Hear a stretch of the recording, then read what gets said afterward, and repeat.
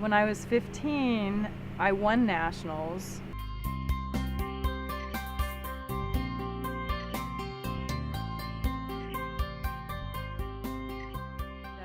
That was the first thought that maybe I had a shot at the Olympic team the next year.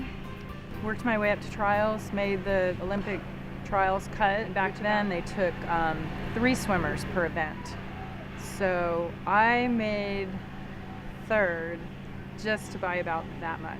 By the skin of my teeth. I would have been 4th had I gone any slower. So I packed my bags, made the team, and from there I remember waving goodbye to my parents. I was 16 and there I am, like all of a sudden ready to go on an international trip. And I went to, they took the team to training camp for 2 weeks in Tennessee, and then we went over to Munich for the games. So I was 16, I won 3 gold medals, so I was a junior in high school, and kind of thrown into a really crazy world where all of a sudden I wasn't swimming. Got home, I had a lot of adults say, wow, 3 gold medals, what could you possibly do? But basically I didn't swim on the national level or international level for 12 years. And at 28, I got back in the pool, started swimming again, and made nationals.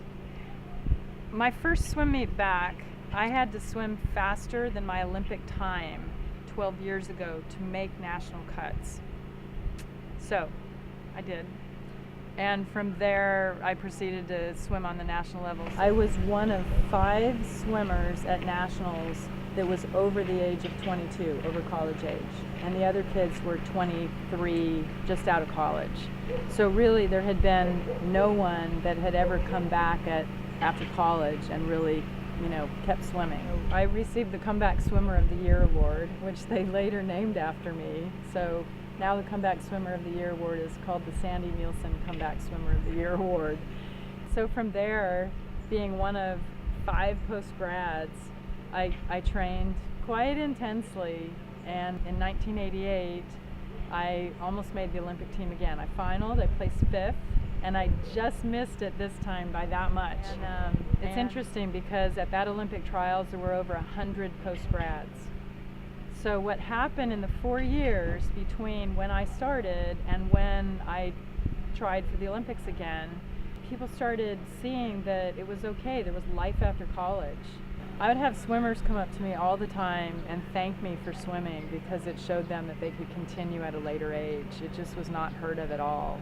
I had some parents say to me, because you won that race, you took it away from somebody younger. And I'd have to think about it and say, well, I thought the idea was to touch the wall first. Back then, it was really hard to continue swimming after college. And I worked real hard on to break the doors down. There were a couple other swimmers that were pushing for older swimmers to be able to make a living at swimming. And now it's completely changed. And I can say that I was at the forefront of that. So it was interesting because when I swam these meets, the kids got so excited and people really got behind me. So when I was walking down the deck, like to go to the blocks to race, I would have everybody commenting, like, do it for the oldies, or hey grandma, go for it, or like go old lady, whatever. But it was a lot of fun and there was a lot of support and people wanted me to succeed.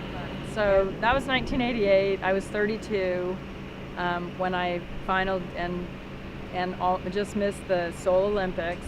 I kept swimming after that. So I'm in the 92 trials when I was 36.